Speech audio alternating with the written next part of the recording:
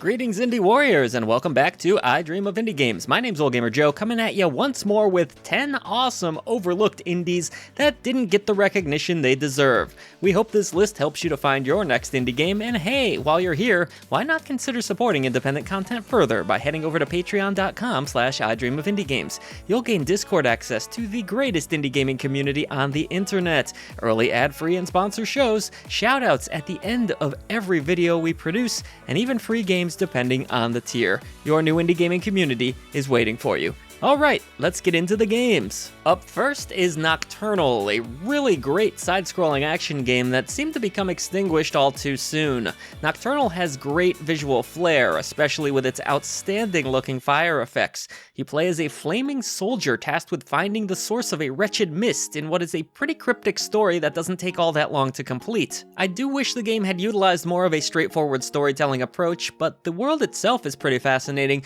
and the combat is an absolute blast here, particularly when relying on your dagger. Your sword can actually be lit on fire in this game, which helps to dish out more damage. Players will also encounter a bit of platforming, character upgrading, and even the occasional puzzle. Yes, it's a bit short and on the easier side, but Nocturnal is still well worth your time. The flame mechanic is something different from other games, and it works to great effect here. An enhanced edition was also released, improving upon the game further.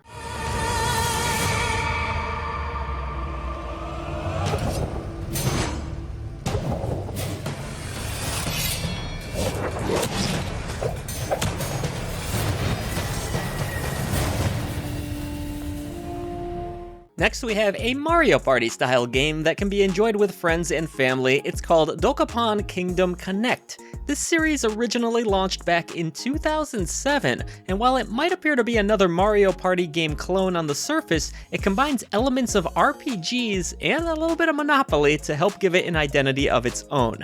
You'll take turns across a board game-style interface, participating in turn-based battles and conquering areas while gaining influence. The battle system is pretty basic but fun, and there's an element of strategy to the game as well, perhaps making it a little bit less luck-based than the Mario Party series. Hell, there's even a few shops where you can purchase items that helps to give the game even more of an RPG feel. All in all, I found this one very entertaining, and it's worth adding to your party game collection.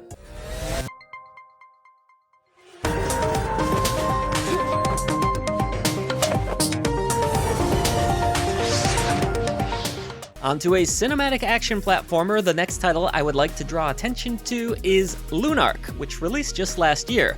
I'll say this game is not perfect, but that doesn't mean it isn't really fun still. If you enjoyed games such as Out of This World, aka Another World, or Flashback, Ministry of Broadcast, then Lunark will scratch that itch. The narrative isn't particularly strong, and anyone who's played a game in this genre kinda knows what they're getting into, a heavy feeling, kinda clunky experience. Doesn't sound like I'm selling this one too good, right?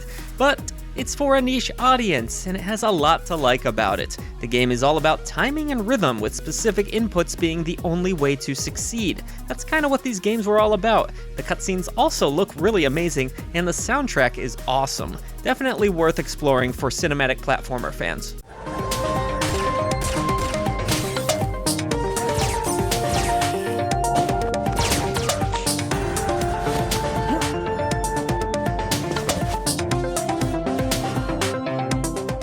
So as someone who loves 90s platformers with adorable mascots, I was all about this next game. It's called Super Catboy.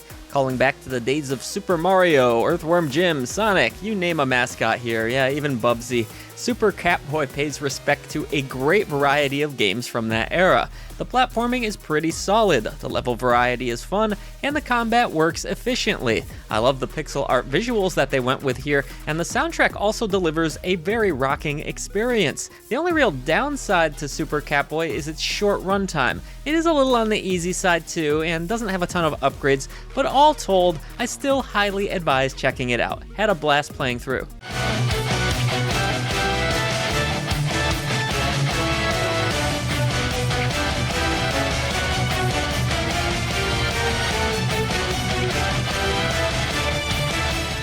The Let's stick to a similar genre with this next title. It's called Batboy. Features a really awesome 8-bit aesthetic. This excellent 2D side-scrolling action title not only looks amazing, it plays really well too. The premise is kind of odd, but it's good fun, and mechanically Batboy is a complete home run. Use your baseball bat to take down foes while acquiring new skills along the way. Platforming is challenging but fair, with the game having plenty of checkpoints so you shouldn't get too frustrated. Players can expect a unique theme for each level, really cool boss battles though they are difficult, and plenty of collectibles as well. It's a good challenge, yes, but Batboy is the perfect diamond in the rough, worth adding to your indie gaming library.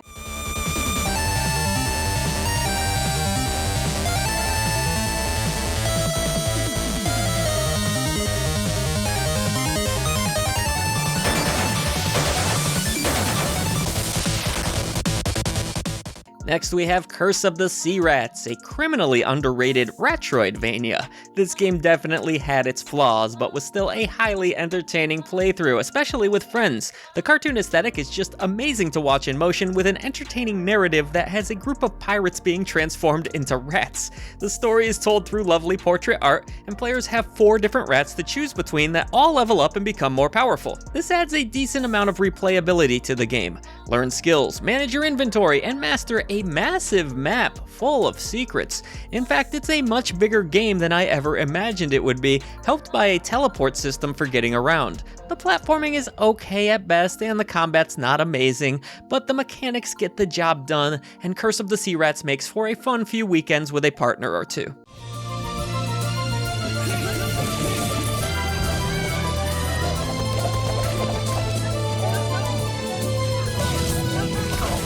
Unfortunately, your adventure must end here.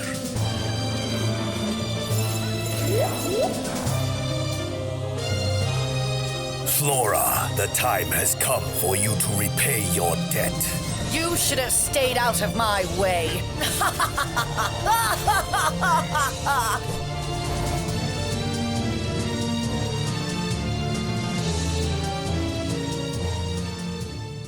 So are you looking for a more casual, fun, arcade-style experience? Well, look no further than You Suck at Parking. In this title, you drive across tons of levels, I think there's over 100 in fact, trying to successfully land your vehicle in a designated parking spot. What makes the game challenging is all of the obstacles that get in your way, and your fuel tank can also run out. Oh, and on top of that, you can't go in reverse. The colorful visuals are really lovely, the sound is good too, and level design pretty dang great. The game did sadly have a weird microtransaction system back when I played it, but it wasn't a deal breaker or anything like that. So don't drive by this one, and it's been updated a lot too since it launched. Alright, I don't think this next release was a complete flop or anything like that. I know a lot of people enjoyed it, but I also don't hear it talked about all that much anymore, so I'd like to bring it back into the limelight and show it some love. It's a really fun golf game with a card-based system and some rogue elements too. It's called Cursed to Golf, and it has you golfing your way through the underworld, relying on your aiming abilities and maybe a bit of luck, with some power-ups too. The gameplay loop is quite addicting, the visuals look pretty good. I'm not usually a big card guy, but they're used well here, and you have to really strategize a bit. The musical pieces are super infectious in this game as well. They will be stuck in your head for a long time after you've stopped playing. I love me a good golf game, and Cursed to Golf was a hole-in-one for me. And it's not just a golf game, really, it's kind of a puzzle game, and a really good one at that.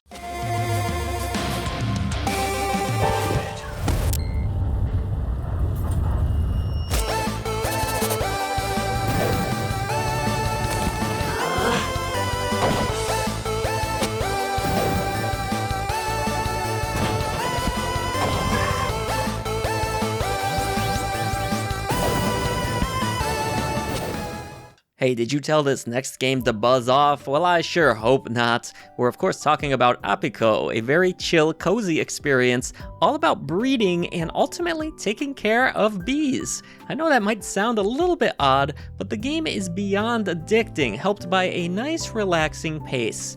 Not only is it very fun to play, you also learn while playing, which I thought was awesome. It can be a bit intimidating at first, but the game does a good job of dishing out its information and teaching you all of its different elements. B-lovers should definitely take note of this one. The writing is very well done, it's a cute game, attractive, and cozy as all hell. Alright everybody, thank you so much for making it to the end of another list here at I Dream of Indie Games. We appreciate you greatly. Let's close it out with Super Cyborg. This retro 2D run-and-gun action game pays tribute to, you know it, Contra.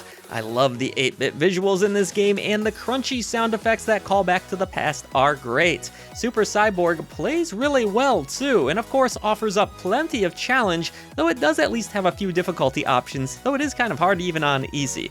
There's no real story here, nor do you need one, but it does offer 2-player arcade action. Blasting down foes and surviving levels is a joy, and with a very low price tag most of the time, it's on sale a lot too, I can't recommend it enough. It's nice to have some predefined levels without any rogue elements for once.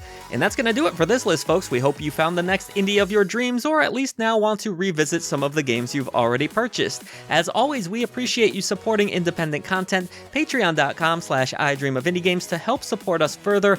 Onward, we have more great indie gaming content headed your way. Keep it locked here.